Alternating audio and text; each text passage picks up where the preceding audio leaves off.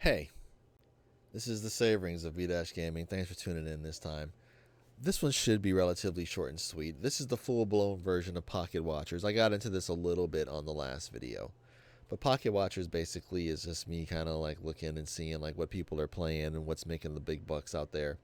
And I also kind of spoke on it in the last video about how I think the video game industry is in for a bit of a readjustment. There's going to be another video game crash. It's not going to be as severe or as detrimental as when the Atari went down. It took pretty much the entire industry with it. I believe that gaming is way too spread out for any one centralized thing to take it all down. Um, but I do feel there's a big adjustment. These AAA budgets are out of hand. Most people aren't even playing these big AAA blockbuster budgets that cost a lot of money. Most people are playing, well, let's just see, thanks to Mat Piscatella over here with the Circana data. You got your Call of Duties. Call of Duty's not even in the top on Steam. That's crazy. So you got number one on the console. This is PlayStation, Xbox, and Steam.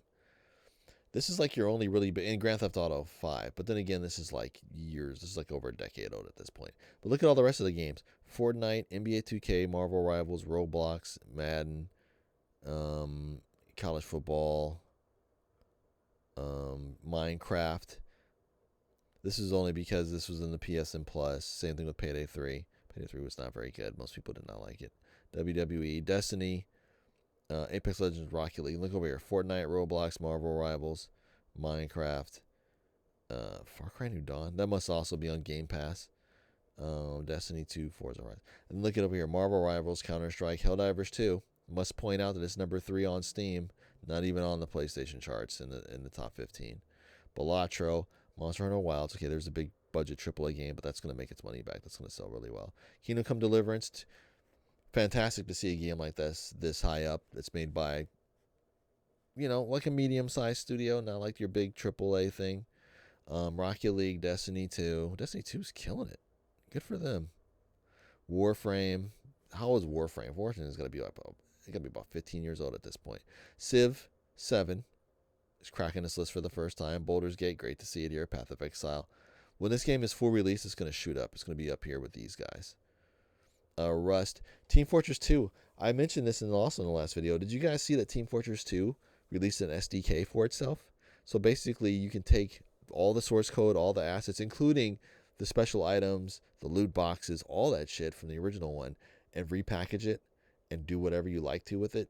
So somebody, in theory, you could download the Team Fortress 2 SDK, turn on all critical hits, put in your own goofy hats, and re-release it as Team Fortress 2 Critical Hit and Goofy Hat Edition. And it still has to pass through the normal approval process on Steam, but in theory, you could totally do that. I'm very interested to see what people come up with and what people do with this. I wish they do that for Dota as well. That'd be really cool to see what people come up with. But that's cool. But I say all this to say, the video game industry's in for a reckoning and in for a reset. And people don't be playing those big budget AAA games as much as people think they do. There were some crazy stats that Mat Piscatella also said. This was an interview he did on Kind of Funny with Greg Miller, which is not funny, and I don't know what happened to Greg Miller. He's kind of like lost it. Dude's got the mange. Him and all those guys, Colin Moriarty, Jason Schreier, they all got the mange, man. But anyway, what's going on in the interview with Mac Piscatella here, who does these charts. He had some other interesting stats.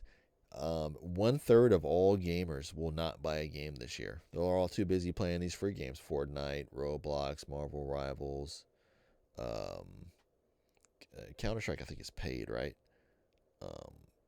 Warframe, Path of Exile. Path of Exile, right as of right now, to play it in the beta is paid, but it won't be on full release. Team Fortress 2 is free. Dota 2 is free. So basically, you have all these free-to-play games, Apex Legends, stuff like that. So you have all these free-to-play games. So it's like 30% of all gamers won't buy a game this year. It's some other crazy stat where like only 14% of gamers will buy one game per month, and only like 4% of people who play video games will buy more than one game per month. So you have all this attention being spread out over all these things, and these big AAA graphics games that cost like $200 to $400 million have a really tough time out there. Yes, you have your success stories. You got your GTA 5 remasters. You got your Hogwarts Legacies. You got your Baldur's Gate 3s right here. You know, you got your Monster Hunter Wilds. You know, it does happen. You got your Sniper Elites. You know, your Snipper Elites right here. You know, you got your revival games. You know, you got your High on Life jumping back up in here because it's on the PSN Plus. You got your Payday 3 jumping back on here because it's on the PM Plus. You got your Far Cry New Dawn because it's on Game Pass on here. You know, you got your Destiny's like a live service game. You got your Civ game because it's a Civ game. You know what I'm saying? You got your Rust and stuff like that, right? Your Counter Strike 2s, I believe, is paid, right? Isn't Counter Strike 2 paid? Let's find out. What was I looking up here? Oh yeah, this is the Steam Next Fest. I was looking up to see what was next. What's coming up? Oh, Counter Strike 2 is free. Okay. Well, there you go. Free to play then. So games like that is why people don't buy games necessarily, and why like a big chunk of players who are out there playing every single day don't buy their own. You know, like don't buy games because they're just there. Then they're free. But I bring all this up because I saw this, and actually I found this out today. I was watching DreamHack, and I was watching it's the Dota 2 tournament, and one of the little mini games the hosts were playing in between matches was this game that is in the New York Times mini game collection.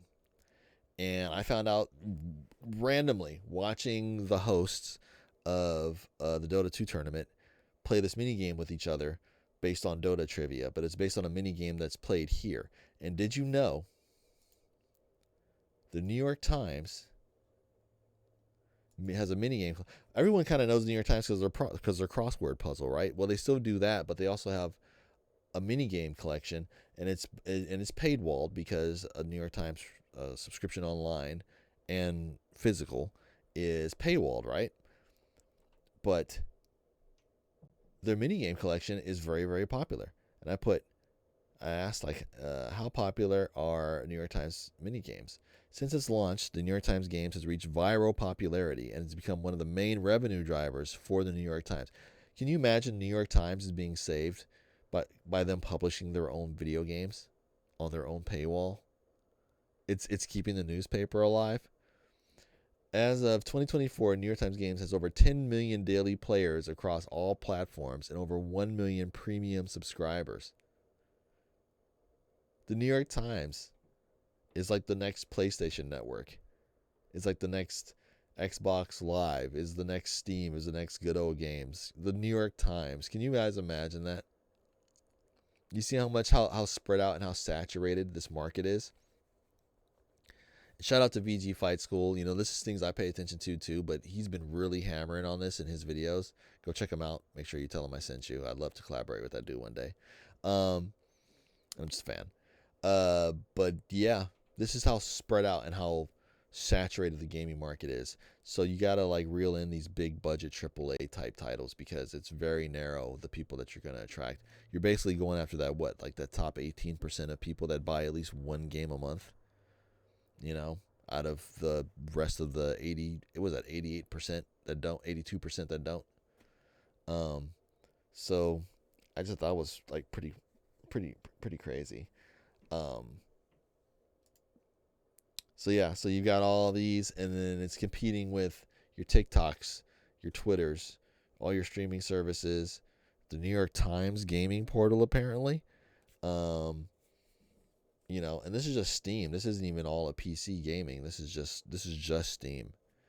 In the United States, I must also preference that these are for the total number of users in a week, not the concurrent highs or anything. The total number of people who play these games in a week in North America or in the United States in particular.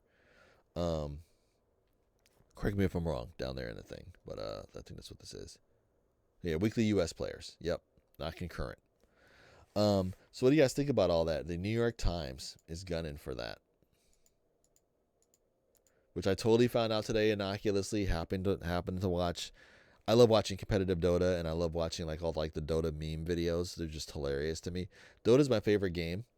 that I'm absolutely trash at. And as you can see, it's right here. It was almost off the chart on Steam.